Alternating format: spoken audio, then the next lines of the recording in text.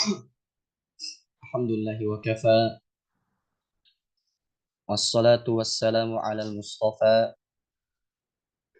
wa ala alihi wa man iqtada. Amma ba'du. Ma'asyara al-muslimin rahimakumullah. Kita bersyukur kepada Allah Subhanahu wa taala atas curahan nikmat serta kasih sayangnya sehingga kita masih bisa melanjutkan pembelajaran dalam program syarah dan hafalan hadis Al-Arba'in An-Nawawiyah.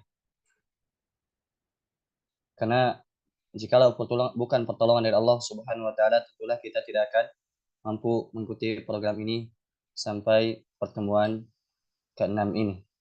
Maka majlis ini kita buka dengan rasa syukur kepada Allah Subhanahu wa taala. Kemudian salat dan salam kita curahkan kepada Nabi kita yang mulia, Rasul kita tercinta Nabi Muhammad sallallahu alaihi wasallam, para keluarganya, para sahabatnya, dan orang-orang yang mengikuti sunnahnya hingga hari kiamat kelak. Masyaallah muslimin rahimakumullah. Pada pertemuan kali ini kita sudah sampai pada hadis yang ke-22. Qala al-muallifu rahimahullahu taala rahmatan wasi'ah. Al-haditsu tsani wal ishrun. Hadis yang ke-22. An Abi Abdullah Jabir bin Abdullah Al-Ansari radhiyallahu anhuma. Dari sahabat yang mulia yaitu Abu Abdullah Jabir ibni Abdullah Al-Ansari radhiyallahu anhuma. Jabir ini termasuk dari sahabat golongan Ansor. Sahabat golongan Ansor yaitu sahabat yang ada berada di Madinah. Karena kita ketahui bersama bahwasanya sahabat itu ada secara umum ada dua, Al-Muhajirin dan Ansor. Al-Muhajirin orang-orang yang dari Makkah hijrah ke Madinah, kemudian Al-Ansor adalah orang-orang yang berada di Madinah. Radhiyallahu anhu, semoga Allah SWT meridai keduanya. Jadi Jabir dan ayahnya termasuk dari sahabat Nabi Muhammad SAW. Karena di sini didoakan radhiyallahu anhuma. Semoga Allah meridai keduanya, yakni meridai Jabir dan ayahnya. Kemudian beliau berkata, anna rajulan sa'ala Rasulullah sallallahu alaihi wasallam. Faqal, ada seorang laki-laki yang bertanya kepada Rasulullah sallallahu alaihi wasallam. Laki-laki ini disebutkan di riwayat lain bahwasanya namanya itu An-Nu'man ibnu Qawqal. Jadi di riwayat lain disebutkan bahwasanya rajulan di sini adalah An-Nu'man ibnu Qawqal.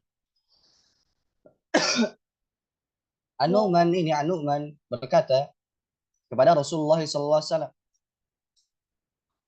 "Ara'aita idza shallaitul maktubat wa sumtu Ramadan wa ahlaltul halal wa haramtul haram wa lam azid ala dzalika syai'an adkhulul jannah." Kata sahabat yang bertanya tadi, "Wahai Rasulullah, apa kiranya jika aku ini melaksanakan sholat maktubat?" Maksud sholat maktubat di sini adalah sholat yang wajib-wajib, sholat fardu. Jadi sahabat tersebut berkata, "Wahai Rasulullah, seandainya aku misalkan sholat yang wajib saja, kemudian aku juga sumtu Ramadan, aku juga puasa Ramadan. Pertama sholat yang wajib, kedua puasa Ramadan, wa ahlaltul halal, kemudian aku juga menghalalkan apa yang Allah halalkan. Wa haramtul haram, aku juga mengharamkan apa yang Allah haramkan. Walam azid ala dzalika syai'an, aku tidak menambah sedikit pun dari itu." Jadi sahabat yang mulia ini bertanya kepada Rasulullah, "Bagaimana pendapatmu ya Rasulullah? Jika aku hanya sholat maktubah, jika aku hanya sholat wajib, jika aku hanya puasa Ramadan, aku menghalalkan apa yang Allah halalkan. Kemudian aku juga mengharamkan apa yang Allah haramkan. Aku tidak menambah sedikit pun dari amalan itu. Adkhulul jannah, apakah aku akan masuk surga?" Kata Nabi Muhammad SAW, qala na'am. Kata Rasulullah SAW, beliau berkata, "Na'am, betul, engkau akan masuk surga." Hadis ini sahih riwayat Imam Muslim. Jamaah masyaallah muslim rahimakumullah. Lihatlah pada hadis yang mulia ini, kita bisa mengambil beberapa faidah pelajaran. Di antaranya, seandainya misalkan seorang muslim mencukupkan diri dengan hal-hal yang wajib saja, kemudian menjauhi yang haram. Di antara yang wajib di sini adalah sholat maktubah, sholat wajib. Kemudian puasa Ramadan. Kemudian menjauhi yang haram-haram. Rasulullah SAW menjamin dengan surga. Dalilnya di hadis ini. Akan tapi perlu diketahui jamaah masyaallah muslimin rahimakumullah. Seorang yang memang terdapat dalam dirinya itu jiwa tunduk kepada Allah Subhanahu wa taala. Ketika ia taat kepada Allah Subhanahu wa taala, pasti ketika ia melakukan ketaatan di sana dia pasti tidak melakukan yang haram-haram. Jadi efek dari ketaatan tersebut adalah terhentinya dia, tercegahnya dia melakukan yang haram-haram. Contoh misalkan kita pernah bahas sebelumnya. Ada seorang wanita yang mana dia itu sholat bukan hanya sholat wajib saja, akan tapi dia juga sholat malam. Kemudian dia juga bukan hanya puasa Ramadan, akan tapi dia juga puasa sunnah. Bahkan dia juga bersedekah. Lihat, dia melakukan yang wajib-wajib plus melakukan yang sunnah-sunnah. Akan tapi di sisi lain dia melakukan yang haram, melakukan yang dilarang oleh Allah Subhanahu wa taala, yaitu berupa mencederai atau mengganggu tetangganya. Sebagaimana kita telah bahas di hadis sebelumnya, yang mana diadukan kepada Rasulullah SAW, ada seorang wanita dia rajin sholat, dia rajin sedekahnya, dia rajin puasanya, akan tetapi tetangganya terganggu oleh dia.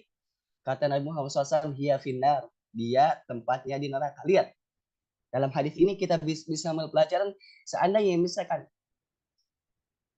amalan wajib yang ia lakukan itu benar, seandainya amalan sunnah yang ia lakukan itu benar, pasti wanita ini akan dijauhkan yang namanya mengganggu tetangganya, akan jauh dari yang namanya mengganggu tetangga. Kenapa? Orang yang melakukan ketaatan lazimnya dia tidak melakukan yang haram-haram. Di antaranya apa? Melakukan yang haram yaitu mengganggu tetangga.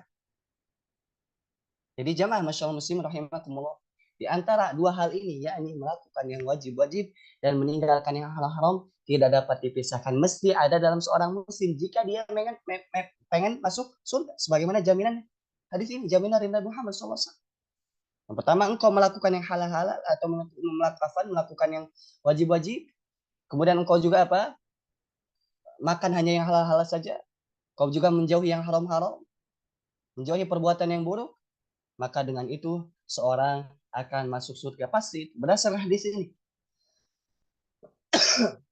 Dalam hadis ini juga bisa kita ambil faedah, di antaranya bolehnya seorang ketika beramal menginginkan surga. Boleh, bahkan disyariatkan. Jadi dalam hadis ini disyariatkan yang seorang ketika beramal dia meminta surga kepada Allah Subhanahu wa taala. Ia ingin surga. Ini dia di antara akidah Ahlussunnah wal Jamaah. Di mana ketika seorang misalkan beramal kemudian menginginkan surga, itu tidak merusak keikhlasannya sama sekali. Justru itu apa? Yang namanya keikhlasan. Mengharapkan wajah Allah artinya ikhlas. Dan tentu seorang tidak bisa melihat wajah Allah kecuali masuk surga dulu. Jadi ketika seorang misalkan beramal kemudian ia menginginkan surga, itu adalah hakikatnya keikhlasan. Berdasarkan hadis ini, di mana Nabi SAW ditanya, seorang yang beramal kemudian tujuannya surga, Nabi SAW tidak mencelanya. Bahkan Allah menyebutkan di dalam ayat yang banyak sekali, dorongan kita untuk apa? Terdorong untuk masuk surga. Wasari'u ila al-maghfirati min rabbikum, wasari'u ila maghfirati min rabbikum, wa jannatin 'arduha as-samawati wal ard. Wa jannatu 'arduha as-samawati wal ard. Kata Allah Subhanahu wa taala dalam Al-Qur'an, wasari'u ila maghfirah, bersegeralah kalian kepada ampunan Rabb kalian. Begitupun bersegera ke surga, menuju surga Allah Subhanahu wa taala. Yang surga itu seluasnya termini. Jamaah masyaallah muslim rahimakumullah. Karena di sana ada kelompok yang dia menisbahkan diri kepada Islam. Kata mereka bahwasanya termasuk keikhlasan ketika engkau beramal tidak mengharapkan surga. Itu kata mereka. Jadi kata mereka yang namanya keikhlasan itu ketika engkau beramal tidak mengharapkan surga, dan ketika engkau tidak melakukan maksiat bukan takut dari neraka. Itu kata mereka. Nah, tetapi yang benar adalah akidah Ahlussunnah wal Jamaah bahwasanya termasuk keikhlasan adalah seorang mencari surga Allah Subhanahu wa taala dengan amalnya. Begitupun termasuk dari keikhlasan seorang takut dari api neraka dengan cara tidak melakukan maksiat. Kan Allah juga banyak menyebutkan di dalam Al-Qur'an untuk takut kepada neraka, wattaqun nar, takutlah kalian kepada neraka. Bahkan kata Nabi Muhammad SAW, wattaqun nar walau bisyikit tamrah, takutlah kalian dengan api neraka meskipun kalian sedekah dengan sebutir kurma. Jadi di antara faedah hadis ini disyariatkannya seorang meminta surga dengan amalannya. Begitupun dalam hadis ini ada faedah bahwasanya seorang hendaknya memperhatikan yang wajib-wajib dulu, baru setelah itu apa? Yang sunnah-sunnah. Jangan sampai tertipu, jangan sampai sibuk dengan sunnah kemudian melalaikan yang wajib. Misalnya apa? Misalkan seorang misalkan qiyamul lail atau mungkin belajar dan seterusnya, ternyata subuhnya misalkan kesiangan, misalkan sampai jam 6 atau jam 7 misalkan. Ini termasuk dari sesuatu yang tercela. Kenapa? Karena yang namanya wajib itu mesti dikedepankan daripada ya sunnah-sunnah. Dalilnya ada hadis ini. Begitupun dalam hadis ini kita bisa mengambil faedah bahwasanya sesuatu yang haram itu hanyalah yang Allah haramkan. Tidak berhak bagi seorang mengatakan ini haram kecuali harus datangkan dalil. Anda ulangi bahwasanya di antara faedah hadis ini yaitu yang berhak mengatakan ini haram hanyalah Allah Subhanahu wa taala. Begitupun Rasulnya. Karena Rasul itu apa? Menyampaikan dari Allah Subhanahu wa taala. Wa may yantiqu 'anil hawa in huwa illa wahyu yuha. Rasul itu tidak berbicara dengan hawa nafsunya, akan tapi ia berbicara dengan wahyu yang diwahyukan kepada beliau alaihi salatu wassalam. Jadi dalam hadis ini bahwasanya seorang tidak boleh mengatakan haram kecuali harus datangkan dalil. Terlebih dalam masalah dunia ini. Karena dalam masalah dunia ini, keduniaan ini, hukum asalnya adalah boleh. Al-aslu fil asya al-ibahah. Hukum segala sesuatu dari perkara dunia ini ada ibahah, yaitu boleh.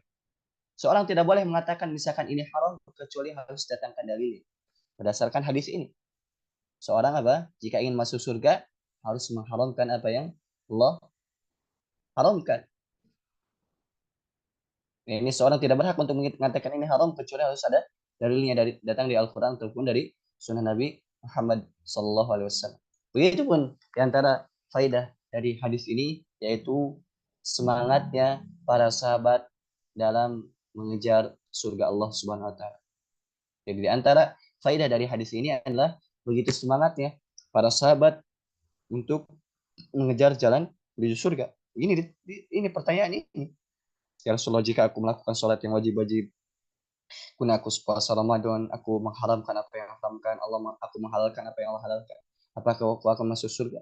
Nah, para sahabat ini termasuk apa? Semangat, begitu semangat tuh masuk surga sehingga bertanya kepada Nabi Muhammad Shallallahu Alaihi Wasallam. Oleh karena bagi kita misalkan orang yang ingin mendaki surga di sana, jika ada memang muskilah sesuatu permasalahan yang ingin ditanyakan, maka hendaknya tanyakan kepada ustadz-ustadz kita supaya apa? Supaya dengannya pintu-pintu kebaikan bisa dibuka. Di antara ini para sahabat bertanya kepada Nabi SAW. Ketika dijawab tentu apa? Pencerahan di situ sehingga tahu dia.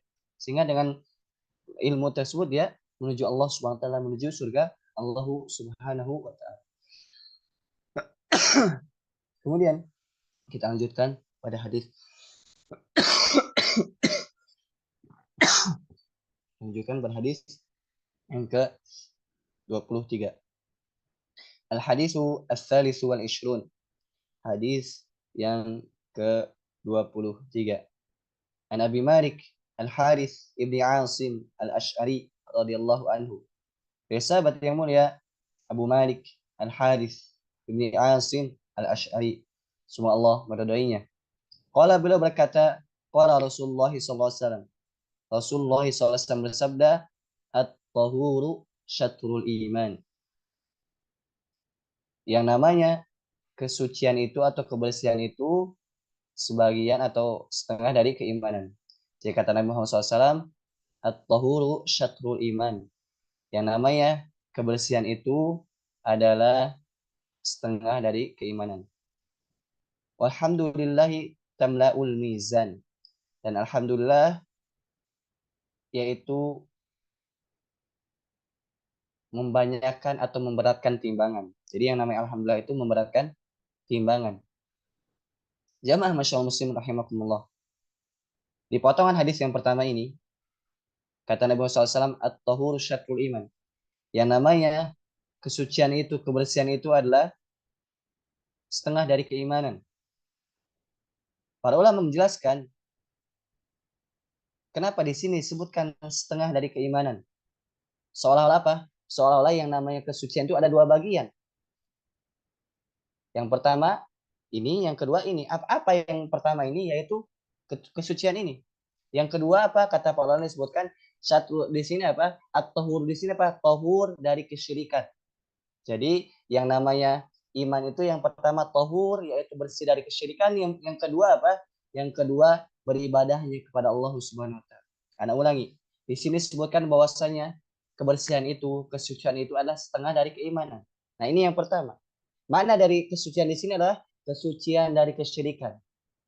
Nah, berarti otomatis ada sebagian lagi yang kedua. Para ulama menjelaskan bahwasanya yang kedua adalah seorang beribadah kepada Allah Subhanahu wa taala. Ini hakikat keimanan. Yang pertama, dia bersih dari nama kesyirikan, yang kedua dia hanya beribadah kepada Allah Subhanahu wa taala. Ini yang namanya hakikat keimanan. Tetapi di sana ada penafsiran lain, kata para ulama, bahwasanya at-tahur di sini adalah artinya wudu. Jadi wudu ini termasuk dari setengahnya al-iman. Nah, al-iman ini sebagian ulama menafsirkan bahwasanya al-iman adalah as-shalah. Jadi para ulama atau sebagian ulama menjelaskan bahwasanya al-iman di sini adalah as-shalah. Sebagaimana Allah berfirman di dalam Al-Qur'an mengatakan bahwasanya al-iman adalah as-shalah. Allah Subhanahu wa taala berfirman di dalam Al-Qur'an,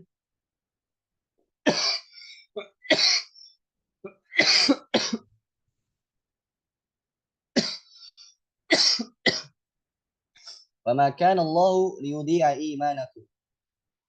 Allah Subhanahu wa taala tidak akan menyia-nyiakan iman kalian. Ini disebutkan di dalam Al-Qur'an. Nah, iman di sini yaitu ditafsirkan oleh para ulama adalah as-shalah. Jadi Allah Subhanahu wa taala tidak akan menyia-nyiakan salat kalian. Kenapa? Karena asbabun nuzul yaitu sebab turunnya ayat ini adalah apa? Ketika berubahnya kiblat yang asalnya itu dari Baitul Maqdis kemudian diarahkan ke Ka'bah. Nah, sebagian para sahabat itu apa? Merasa berat. Kenapa? Bagaimana dengan sholat mereka terdahulu? Yang mana sholat sebelum menghadap Ka'bah? Apakah Allah akan menerimanya? Apakah Allah akan mengajarnya atau tidak? Kemudian Allah Subhanahu wa taala menurunkan ayat ini. Wa ma kana Allahu liyudhi'a imanakum. Allah Subhanahu wa taala tidak akan menyia-nyiakan iman kalian. Maksudnya sholat. Ya Allah Subhanahu wa taala tidak menyia-nyiakan sholat kalian ketika kiblat belum dirubah ke Mekah. Ketika kiblat masih mengarah ke Baitul Maqdis, Allah Subhanahu wa taala tidak akan menjaga salat kalian. Artinya Allah Subhanahu wa taala akan menjaga salat itu. Allah Subhanahu wa taala akan menjaga salat itu, kemudian akan melipat gandakan yang untuk kalian. Itu makna dari ayat ini. Jadi potongan hadis ini yang pertama adalah at-tahuru syatrul iman, artinya apa? Yang pertama, penafsiran pertama bahwasanya tahur di sini adalah tahur atau bersih dari kesyirikan. Ini bagian yang pertama. Kemudian bagian selanjutnya adalah beribadahnya kepada Allah. Yang pertama. Kemudian yang kedua, tahur di sini artinya wudu. Jadi wudu ini syatrul iman, artinya apa? Wudu ini adalah sebagian atau separuh dari iman. Iman ini artinya sholat. Mudah-mudahan dapat dipahami. Jika misalkan kurang paham nanti bisa ditanyakan di grup. Kemudian walhamdulillahi tamla'ul mizan. Kalimat alhamdulillah adalah atau memberatkan timbangan. Wa subhanallahi walhamdulillahi tamla'ani au tamla'u ma bainas sama'i wal ard. Kalimat subhanallah walhamdulillah ini memberatkan timbangan juga. Memberatkan timbangan, bahkan memberatkan ma bainas sama'i wal ard, yaitu antara langit dan bumi. Jadi yang namanya ucapan subhanallah alhamdulillah itu apa? Memenuhi langit dan bumi. Memberatkan timbangan kemudian memenuhi langit dan bumi saking besarnya pahala zikir tersebut. Jamaah masyaallah muslimin rahimakumullah. Dalam potongan hadis ini kita bisa mengambil pelajaran bahwasanya di antara hal yang wajib kita yakini adalah adanya al-mizan. Mizan itu adalah timbangan yang kelak pada di hari akhirat tersebut seorang akan ditimbang catatan amalnya. Jika yang baiknya lebih berat, maka dia termasuk orang-orang yang bahagia. Jika yang buruknya lebih banyak, lebih berat, maka dia termasuk dari orang-orang yang sengsara. Kemudian wassalatu nur. Salat itu adalah cahaya. As-shadaqatu burhan. Yang sedekah itu adalah bukti. Jadi di sini disebutkan salatu nur. Salat itu adalah cahaya. As-shadaqatu burhan. Begitupun sedekah itu adalah bukti, bukti keimanan. Jadi antara bukti keimanan seorang adalah apa? Tidak kikir. Dia bersedekah. Bahkan kata Nabi Muhammad SAW, tidak akan terkumpul pada hati seorang mukmin tidak akan berkumpul di hati seorang manusia itu antara keimanan dan kebakhilan. Jadi kata Nabi Muhammad SAW, tidak akan berkumpul di hati seorang keimanan dan kebakhilan. Artinya apa? Seandainya seorang benar keimanannya, tentu dia tidak akan bakhil.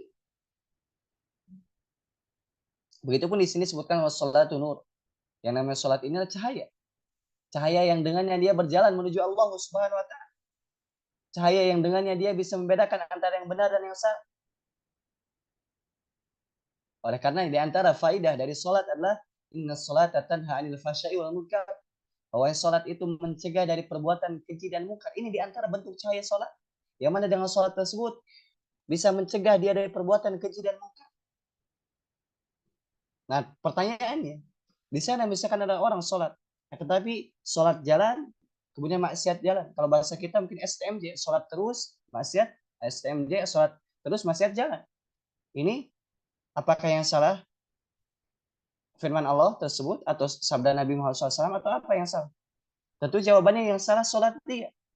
Kan Allah mengatakan di dalam Al-Quran bahwasanya salat itu dapat mencegah dari perbuatan keji dan munkar. Nabi SAW bersabda dalam hadis ini bahwasanya salat itu adalah cahaya.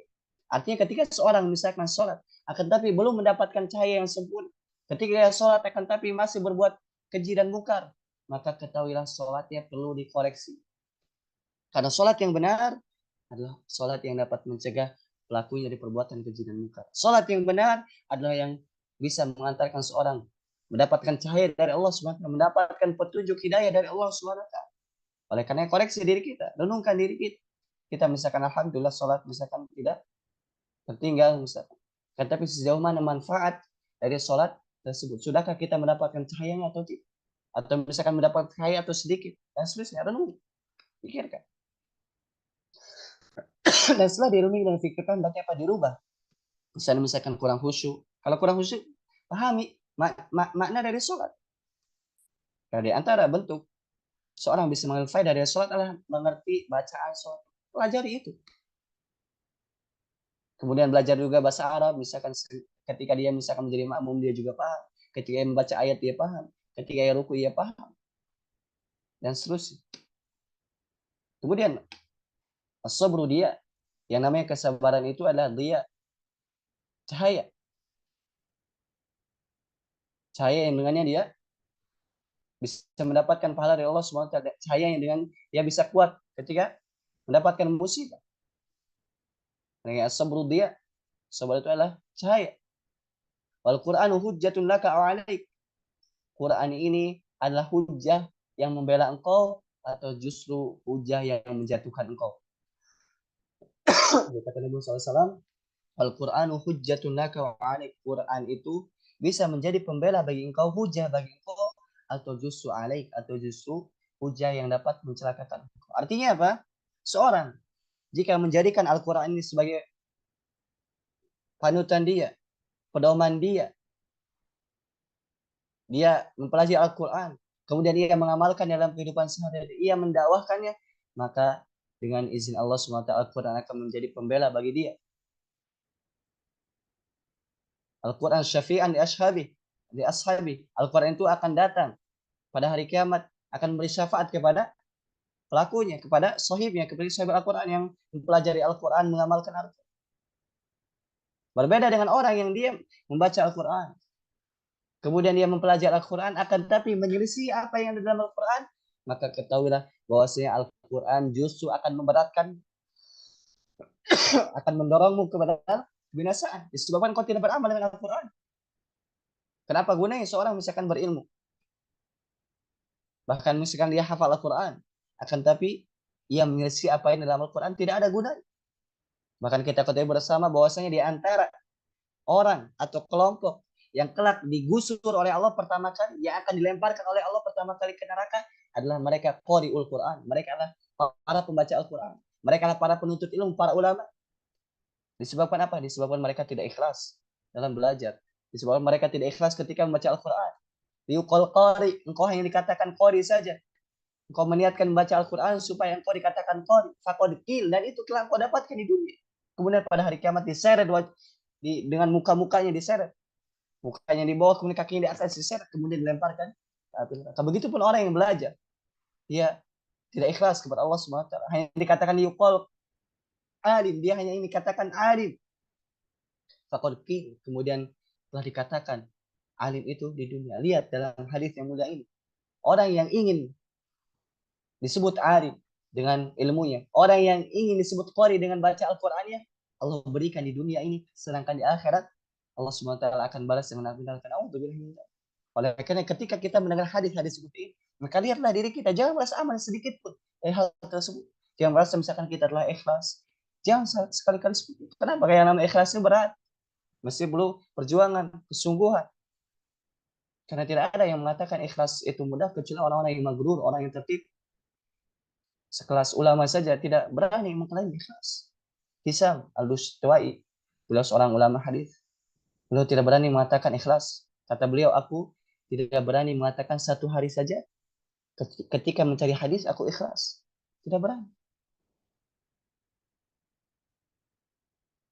Begitupun Sufyan al-Imam Sufyan ibn Sauri, Sufyan al-Sauri rahimahullah ta'ala. Begitupun beliau mengatakan bahwasanya perkara yang paling sulit bagi diriku adalah ikhlas. Kenapa? Yang namanya hati ini bolak-balik. Oleh karena ya, masyaallah muslimin rahimakumullah, hendaknya ketika kita mempelajari Al-Qur'an, mempelajari hadis, mempelajari sunnah Nabi SAW, mempelajari syariat Islam secara umum, maka hendaknya kita ikhlaskan niat hanya untuk Allah Subhanahu wa taala. Supaya apa? Supaya apa yang kita pelajari itu apa? Hujah bagi kita, membela kita kelak di hari kiamat. Afan sebelumnya lagi kurang fit badannya. Al-Quran hujjatun laka wa alaik. Al-Quran itu pembela bagi engkau atau justru malah menjatuhkan engkau. Nah, seorang misalkan jika ingin Al-Quran menjadi pembela bagi dia tadi, dia mempelajarinya, kemudian dia mengamalkannya, kemudian dia mendakwahkan. Jangan sampai apa? Jangan sampai Quran justru menjatuhkan engkau. Disebabkan apa? Engkau tidak mempelajarinya atau engkau mempelajari kemudian tidak mengamalkan, ini sama saja. Nah, karenanya hendaknya bagi kita untuk sebisa mungkin apa yang kita pelajari adalah bermanfaat untuk kehidupan kita, kita amalkan. Kenapa? Karena di antara bentuk manfaat dari ilmu adalah kita amalkan dalam kehidupan sehari-hari. Kemudian kullu nasi yaghdu. Setiap manusia itu berusaha. Yaghdu artinya pergi pagi-pagi. Artinya tapi apa? Kullu nasi yaghdu. Setiap manusia itu berusaha. Yaitu beramal setiap manusia itu. Fabai'un nafsahu. Kemudian dengan amalan tersebut dia menjual dirinya. Famu'tikuha au mubikuha. Ada yang menjual dirinya itu sehingga dia bebas dari yang namanya adab, menjual diri kepada Allah Subhanahu wa taala, menjual diri dengan cara taat kepada Allah Subhanahu wa taala, menjual diri dengan cara menjauhi apa-apa yang haram.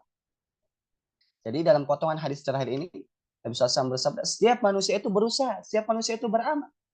Akan tapi ada dari antara mereka yang beramal itu mu'tikuha, yaitu membebaskan diri dari adab Allah Subhanahu wa taala. Dia beramal taat kepada Allah Subhanahu wa taala. Au mubikuha, atau justru ada orang yang membinasakan. Jadi dalam potongan hadis terakhir ini bahwasanya kata Nabi SAW, setiap dari kita itu pasti beramal, dan kita saksikan setiap dari kita beramal. Pagi pergi, pagi-pagi. Akan tapi manusia dalam beramal ini berbeda-beda. Dan ini juga kita saksikan, manusia beramal beda-beda. Nah, dengan amal yang berbeda tersebut ada golongan yang dia mu'tikuha, dia bebaskan dari api neraka, bebaskan dari adab Allah SWT dengan cara beramal tadi. Jadi tidak ada cara bagi kita untuk bebas dari adab Allah, bebas dari api neraka kecuali harus beramal taat kepada Allah SWT. Apa yang Allah perintahkan kita lakukan, apa yang Allah larang kita jauhi, apa yang Allah beritakan kita yakini. Jika seorang tidak melakukan ini, maka mubikuha, pasti orang tersebut akan binasa. Jadi dua pilihannya. Ima dia selama masuk surga, ima dia masuk neraka. Sudah, tidak ada yang lain. Jadi anak ulangi faedah dipotong hadis terakhir ini, setiap dari manusia beramal pasti semuanya. Akan tapi manusia terbagi menjadi dua kelompok. Ada manusia yang dia terbebas dari api neraka dengan cara taat kepada Allah. Ada justru orang yang menjerumuskan diri kepada api neraka, yaitu dengan cara dia tidak taat kepada Allah Subhanahu wa taala. Dia tidak memperhatikan batasan-batasan Allah Subhanahu wa taala. Kemudian kita lanjutkan pada hadis yang ke-24. Al-hadis Rabi'u wal-Ishrun. Hadis yang ke-24.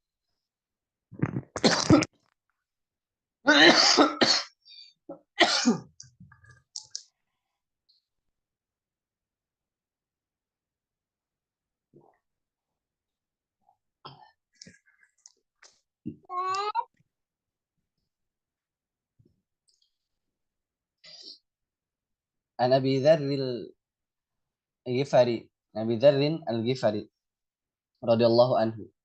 Jadi sahabat yang mulia Abu Dzar al-Ghifari, semoga Allah meridainya. An-Nabi sallallahu alaihi wasallam fima yarwihi an rabbih tabaraka wa ta'ala.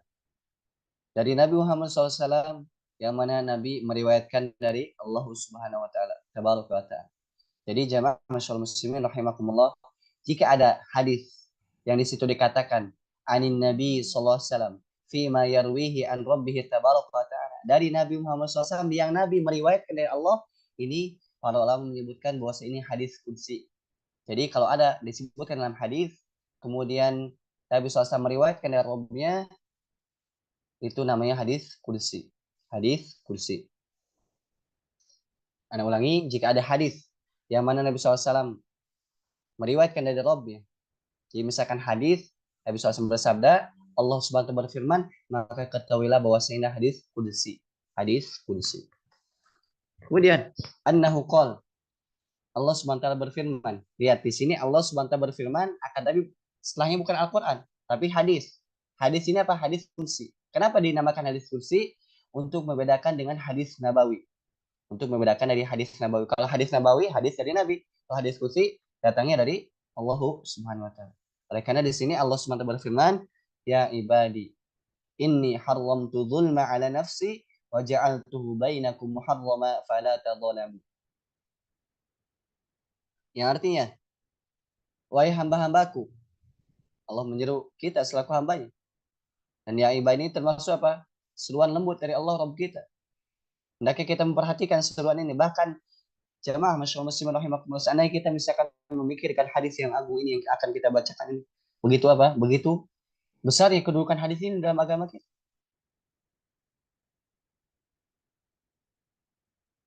Saking besarnya apa?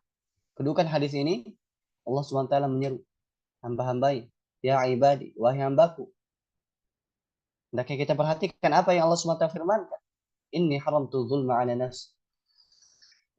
Sesungguhnya aku mengharamkan kezaliman atas diriku. Wa ja'altu bainakum muharrama fala tadzalam. Dan aku jadikan yang namanya kezaliman itu haram atas kalian. Jadi Allah menetapkan bahwasanya Allah tidak mungkin zalim. Begitupun Allah menetapkan janganlah kita saling menzalimi di antara kita. Allah menjadikan bahwasanya kezaliman itu haram di antara kita. Fala tadzalamu, janganlah kalian saling menzalimi. Ya ibadi kullukum dhallun illa man hadaitu fastahduni ahdikum. Wahai hamba-hambaku, setiap dari kalian semuanya sesat. Ini kata Allah Subhanahu wa taala. Jadi setiap dari kita hamba-hamba Allah sesat semuanya. Illa man hadaituhu, kecuali orang yang aku beri hidayah. Fastahduni ahdikum. Maka mintalah hidayah kepadaku, kata Allah. Ahdikum, aku akan berikan hidayah tersebut. Ya ibadi kullukum ja'iun illa man at'amtuhu. Wahai hamba-hambaku, setiap dari kalian semuanya ja'i, yaitu lapar. Illa man at'amtuhu, kecuali orang yang aku beri makan. Fastat'imuni ut'imkum, mintalah makan kepadaku, aku akan berikan makan. Lihat hadis yang mulia ini, Allah mengatakan dalam pertama, Allah mengharamkan zalim atas diri. Allah menjadikan kezaliman haram atas kita, maka janganlah kita saling menzalimi. Begitupun Allah menyeru kita bahwasanya kita semua itu sesat kecuali Allah yang beri hidayah. Oleh karena kita tidak henti-hentinya minta hidayah kepada Allah Subhanahu wa taala. Ihdinas shiratal mustaqim. Tunjukilah kami kepada jalan yang lurus. Begitupun Allah SWT berfirman setelahnya bahwa setiap dari kita adalah lapar. Maka mintalah kepada Allah makan. Insya Allah akan berikan makan. Ya ibadi, kemudian selanjutnya, ya ibadi kullukum arid, wahai hamba-hambaku, seluruhnya kalian itu arid, telanjang, illa man kasautuhu, kecuali yang aku berikan pakaian. Fastaksuni aksukum, maka mintalah kepadaku pakaian, niscaya aku akan berikan kalian pakaian. Kemudian, ya ibadi, kemudian Allah SWT menyeru kita lagi hamba-hambanya, innakum tukhti'una bil laili wan nahar, kalian itu melakukan dosa siang dan malam hari. Subhanallah, Allah mengatakan setiap dari kita semuanya melakukan yang namanya kesalahan siang dan malam, melakukan yang namanya dosa siang dan malam. Ini sudah menjadi ketetapan bagi Allah Subhanahu wa taala bahwasanya setiap dari kita pasti terjerumus pada yang namanya kesalahan. Kullu bani Adam khata', setiap anak Adam pasti melakukan yang namanya kesalahan pasti. Karena yang tidak melakukan kesalahan ialah mereka para nabi. Karena mereka itu maksum terjaga. Adapun seorang selain para nabi maka bisa jadi dia melakukan kesalahan. Tetapi mereka bertingkat-tingkat. Ada yang terus-menerus dalam dosa. Ada yang bertobat kepada Allah. Ada yang bertobat kembali memperbaiki diri kepada Allah Subhanahu wa taala dengan cara memperbanyak amal saleh. Karena Nabi SAW bersabda, kullu bani Adam khata', setiap bani Adam melakukan yang namanya kesalahan. Fakhalul khata'in at-tawwabun, yang sebaik-baik orang yang dia melakukan kesalahan adalah yang bertobat kembali kepada Allah SWT. Dia orang yang misalkan dia melakukan kesalahan-kesalahan, maka selanjutnya dia jangan putus asa, hendaknya dia kembali bertobat kepada Allah SWT. Karena Allah mengatakan di sini, wa ana aghfiru dzunuba jami'a. Aku itu mengampuni seluruh dosa.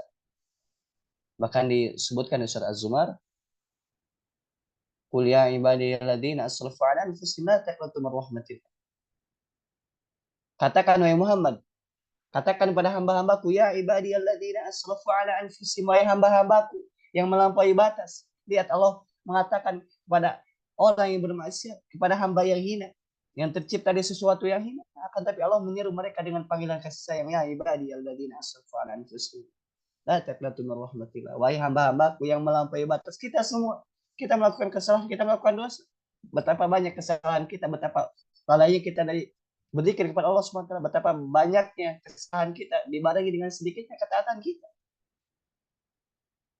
Salat kita masih kurang khusyuk, akhlak kita masih kurang baik, muamalah kita masih belum benar, banyak sekali kekurangan. Oleh karenanya, la taqnatu min rahmatillah, janganlah kalian putus asa dari rahmat Allah Subhanahu wa taala. Innallaha yaghfiru dzunuba jami'a, Allah mengampuni seluruh dosa tanpa kecuali. Dosa syirik pun ketika dia bertobat sebelum meninggal dunia, Allah ampuni. Apalagi dosa selainnya. Oleh karena di sini Allah mengatakan innakum tukhti'una bil-laili wan-nahar. Kalian itu seluruhnya berbuat kesalahan, berbuat dosa di siang hari dan di malam hari. Wa ana aghfiru dzunuba jami'a, dan aku mengampuni seluruh dosa. Semua yang diampuni oleh Allah Subhanahu wa taala. Fastaghfiruni aghfir lakum. Maka beristighfarlah kepadaku, mintalah ampun kepadaku, aghfir lakum, aku pasti ampuni. Lihat betapa luasnya rahmat Allah Subhanahu wa taala. Allah mengatakan kepada kita para pendosa, hamba-hamba yang penuh kekurangan, Allah mengatakan fastaghfiruni, memohon ampunlah kepada aghfir lakum, Allah akan ampuni, aku akan ampuni, kata Allah Subhanahu wa taala. Bahkan Allah Subhanahu wa taala menyebutkan dalam Al-Qur'an, wa inni laghaffar, sesungguhnya aku ini Maha Pengampun. Bagi siapa? Liman taba, bagi orang yang bertobat. Jadi Allah Maha Pengampun itu bagi orang yang bertobat. Jadi jangan sampai kita beralasan misalkan berbuat dosa, kemudian beralasan dengan hadis setiap Bani Adam melakukan dosa. Jangan beralasan seperti itu, tidak. Kenapa? Karena hadis selanjutnya mengatakan wa khalqa'in at-tawwabun, sebaik-baik orang yang berbuat dosa adalah yang bertobat. Allah Maha Pengampun bagi siapa? Bagi orang yang bertobat. Bagi orang yang tidak bertobat, innallaha syadidul iqab, Allah keras siksanya. Oleh karenanya kita bacakan tadi ayatnya, Allah SWT mengatakan aku ini maha pengampun. Bagi siapa? Liman taba, bagi orang yang bertobat. Kemudian wa amana, dia mewujudkan tobat ini dengan keimanan yang benar. Jadi tobat dia mewujudkan dengan keimanan yang benar. Wa amana, kemudian dia beriman dengan keimanan yang benar, diwujudkan istighfarnya ini, tobatnya ini, beriman ini, kemudian dia wa amilas solihah, dia beramal soleh. Ya Allah, wa inni laghafar, aku ini maha pengampun bagi siapa? Liman taba, bagi orang yang bertobat. Wa amana, dia juga beriman dengan keimanan yang benar. Wa amilas solihah, dan dia juga beramal soleh. Mesti kita orang yang bertobat itu mesti apa? Mesti beriman dengan keimanan yang benar kepada Allah SWT. Kemudian setelah itu mesti kita beramal soleh juga. Dan ketahuilah bahwa seiman dan amal soleh ini tidak mungkin dilakukan dengan sempurna kecuali harus belajar terlebih dahulu. Jika seorang misalkan dia bertobat kepada Allah SWT, dia beriman, dia belajar, sehingga dia bisa beriman kemudian beramal soleh, Allah berfirman setelahnya, summah tada, Allah berikan dia hidayah. Lihat, orang yang asalnya dia pendosa, banyak kesalahannya, akan tapi dia memperbaiki diri, bertobat kepada Allah SWT, dia mulai mempelajari ilmu agama, dia mulai beriman dengan keimanan yang benar, akidah yang benar, kemudian ia wujudkan keimanan tersebut dengan amal soleh, maka Allah menjanjikan summah tada, Allah menjadikan bagi dia itu hidayah. Allah menjanjikan bagi dia hidayah. Hidayah yang mana kita minta kepada Allah setiap hari. Yang tentulah bukan karena Allah kita sesat sebagaimana potongan hadis sebelumnya. Kalau bukan karena Allah setiap dari kita sesat. Oleh karena yang diriwayatkan dari Nabi kita Muhammad SAW, beliau bersabda, Wallahi laulallah, demi Allah kalau bukan karena Allah, mah tadaina, kita tidak akan mendapatkan hidayah. Lihat bagaimana Nabi Muhammad SAW mengagungkan Allah dengan pengagungan yang sesungguhnya. Beliau mengatakan, demi Allah kalau bukan karena Allah kami tidak akan dapat hidayah. Katakan dalam diri kita, demi Allah kalau bukan karena Allah saya tidak mungkin bisa belajar. Kalau bukan karena Allah saya tidak mungkin bisa mengikuti program ini. Karena bukan Allah saya tidak mungkin bisa sholat. Dan seterusnya. Kalau bukan karena Allah saya tidak mungkin bisa melakukan ketaatan. Kalau bukan karena Allah saya tidak mungkin bisa menjauhi yang haram-haram. Kalau bukan karena Allah saya tidak mungkin bisa berusaha berikhlas karena Allah, berusaha berakhlak baik, berusaha muamalah baik. Tidak mungkin. Tidak bisa karena Allah Subhanahu wa taala. Semua ini karunia dari Allah Subhanahu wa taala. Oleh karena Nabi SAW bersabda, Wallahi lallah mahtadaina. Demi Allah, kalau bukan karena Allah, kami tidak akan mendapatkan hidayah. Wala sallaina, kami juga tidak mungkin bisa sholat. Wala tasaddaqna, kami juga tidak mungkin bisa bersedekah. Lihat, Nabi SAW menyandarkan semuanya kepada Allah Subhanahu wa taala.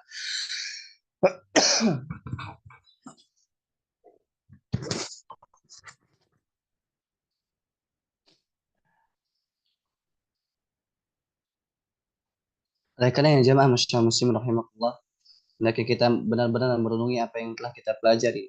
Terlebih hadis yang mulia ini, ya Allah menyeru dengan seruan kasih sayang. Kemudian kita bacakan hadis selanjutnya.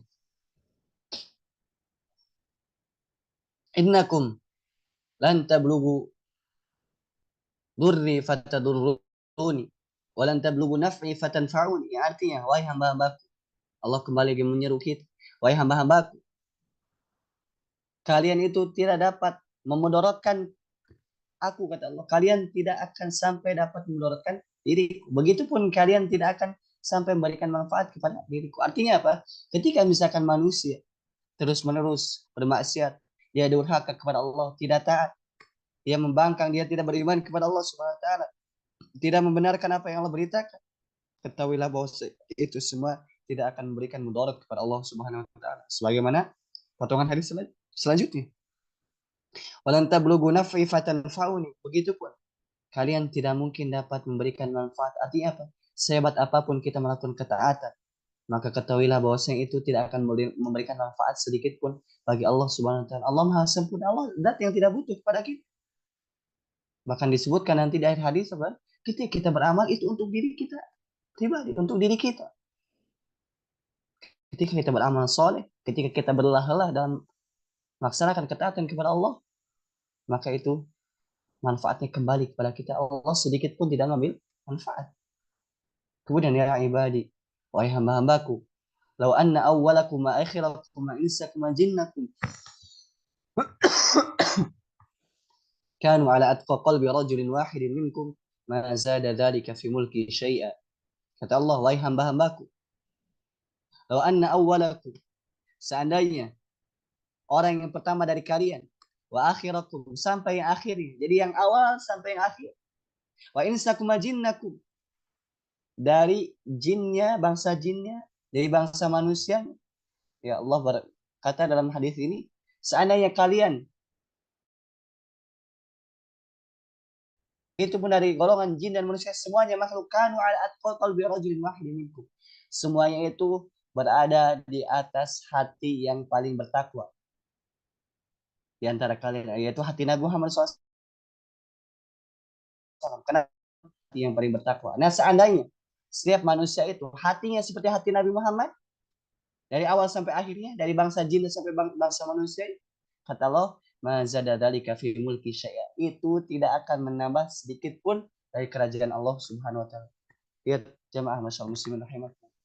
Allah mengatakan dalam potongan hadis ini, seandainya seluruh dari kita, seluruh dari manusia, seluruh dari bangsa jin, dari awal penciptaan sampai hari kiamat, semuanya dalam hati sebagaimana hati Nabi Muhammad SAW, hati yang bertakwa, ketahuilah itu semua tidak akan menambah sedikit pun dari kerajaan Allah Subhanahu wa taala.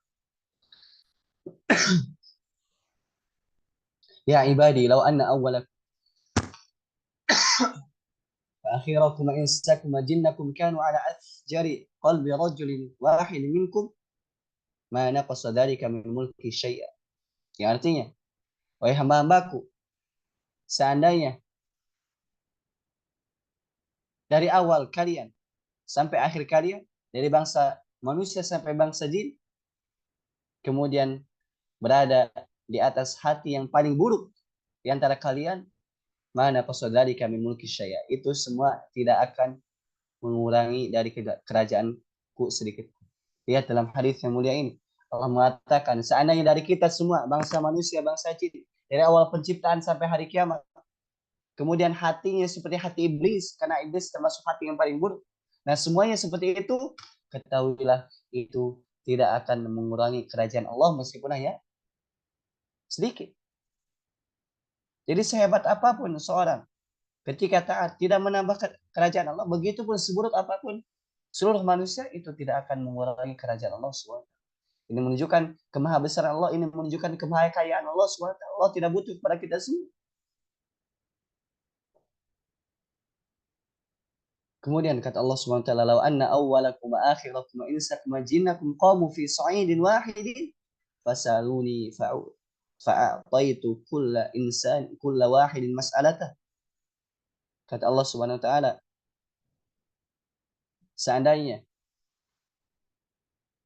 dari awal kalian sampai akhir kalian, dari kalangan jin, kalangan manusia, begitupun kalangan jin, kemudian mereka itu berada di satu tempat, kemudian mereka berdoa kepada Allah SWT meminta, kemudian fa'ataitu kulla wahidin mas'alatah, kemudian aku berikan setiap dari orang tersebut yang berdoa kepada Allah SWT permintaan yang Allah berikan semuanya, mana qasadalika mimma indi illa kama yanqusul mikhyat idza udkhilal bahra. Yang artinya itu semua tidak akan mengurangi apa-apa yang di sisi Allah kecuali sebagaimana jarum yang dimasukkan ke dalam lautan. Artinya jamaah muslimin rahimahullah, pada penggalan hadis ini Allah mengatakan bahwasanya seandainya seluruh dari kita, bangsa manusia, bangsa jin, dari awal penciptaan Nabi Adam sampai akhir kiamat kelak, semuanya berdiri di satu tempat, berdoa kepada Allah, meminta apapun yang kita inginkan, minta semuanya kepada Allah, kemudian Allah berikan apa yang kita inginkan. Maka kata Allah berfirman, mana qasadari kami ma'indi illa kama yanqusul mikhyat idza udkhilal bahra. Itu tidak akan mengurangi apa yang ada di sisi Allah kecuali sebagaimana kurangnya air ketika yang namanya jarum itu masuk ke air, masuk air lautan. Lihat bagaimana Allah SWT menggambarkan betapa luasnya kekuasaan Allah. Ketika seluruh manusia berdoa, Kemudian Allah berikan semua apa yang mereka inginkan. Bukan dari sekedar negara Indonesia atau negara lainnya atau zaman sekarang atau enggak, dari awal penciptaan Nabi Adam sampai akhir hari kiamat semuanya minta kepada Allah, Allah berikan apa yang mereka minta. Ketahuilah itu tidak akan mengurangi apa yang disi Allah Subhanahu wa taala. Subhanallah ya Allah. Oleh karenanya begitu buruk orang yang mengatakan misalkan Allah kikir, Allah pelit, betul. Kenapa? Kenapa misalnya ketika Allah Subhanahu wa taala belum mengijabah doa, di sini ada hikmah. Kenapa? Karena bagi Allah mudah untuk mengijabah doa kita.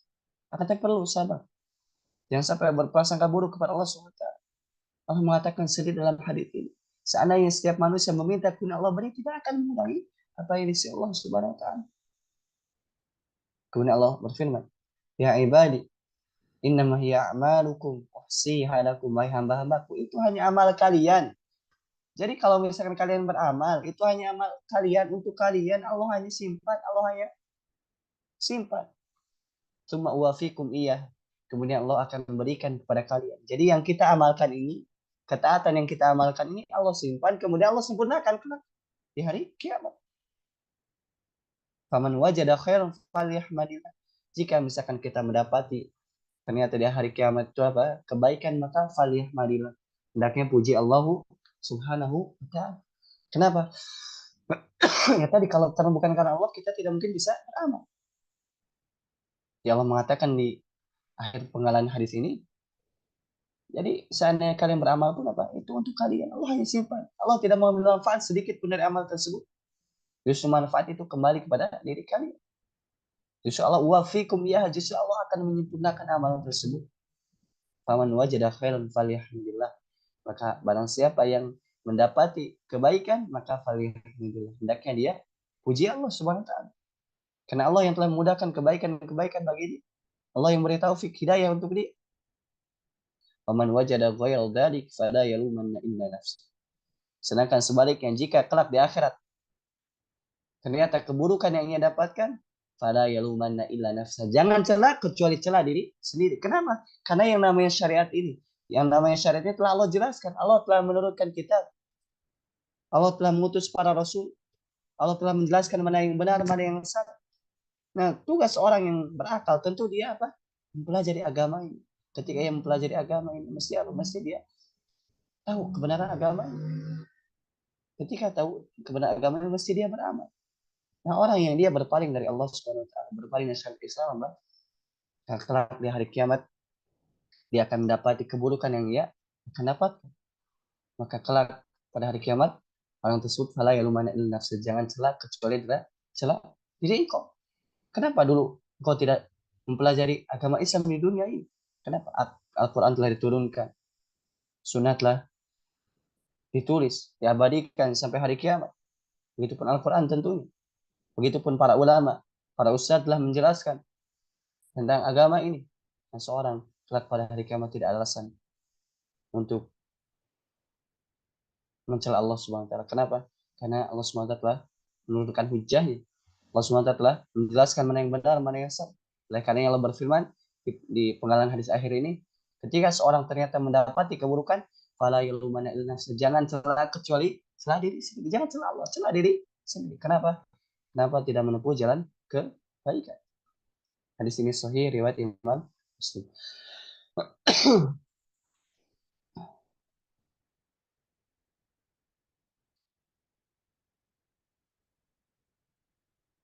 Jemaah masyaallah muslimin rahimakumullah.